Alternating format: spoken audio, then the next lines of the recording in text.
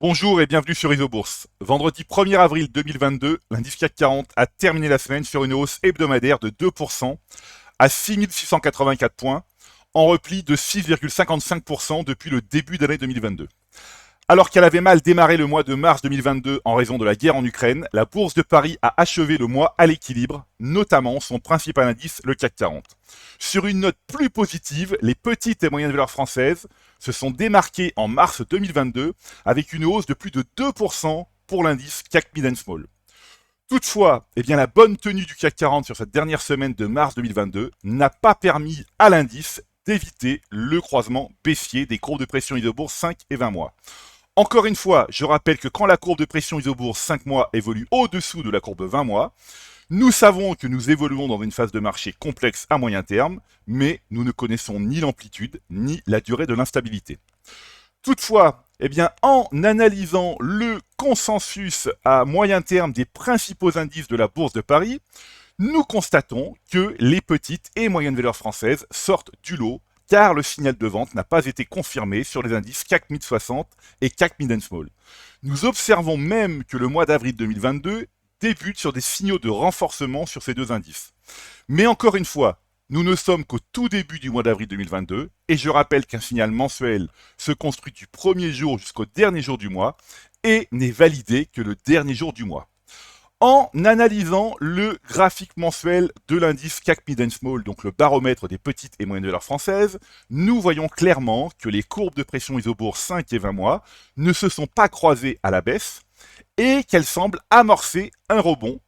Mais encore une fois, nous ne sommes qu'au tout début du mois d'avril 2022 et rien n'est encore acquis. Alors, faut-il privilégier les petites et moyennes valeurs au détriment des grandes ?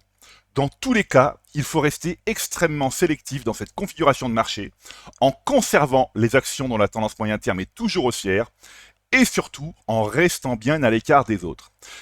Justement, sur le plan des actions, l'analyse des valeurs du CAC Mid Small, donc l'indice représentatif des petites et moyennes valeurs françaises, montre que le consensus Isobourse à moyen terme évolue dans le rouge avec un peu plus de 60% des valeurs en tendance baissière, mais que ce nombre est en légère diminution depuis 2 mois.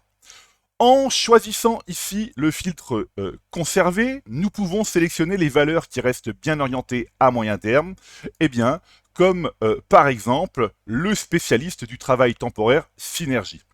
Alors, le modèle Isobourse est positif à moyen terme sur l'action Synergie depuis le croisement haussier des cours de pression Isobourse 5 et 20 mois, validé en octobre 2020.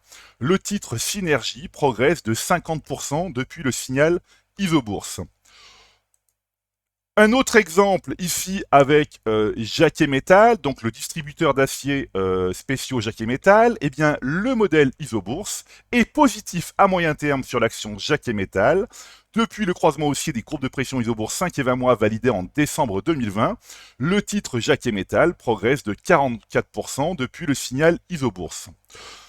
Un nouvel exemple ici avec le spécialiste du nautisme Beneteau. Le modèle Isobourse est positif à moyen terme sur l'action Beneteau depuis le croisement haussier des courbes de pression Isobourse 5 et 20 mois, validé en novembre 2020.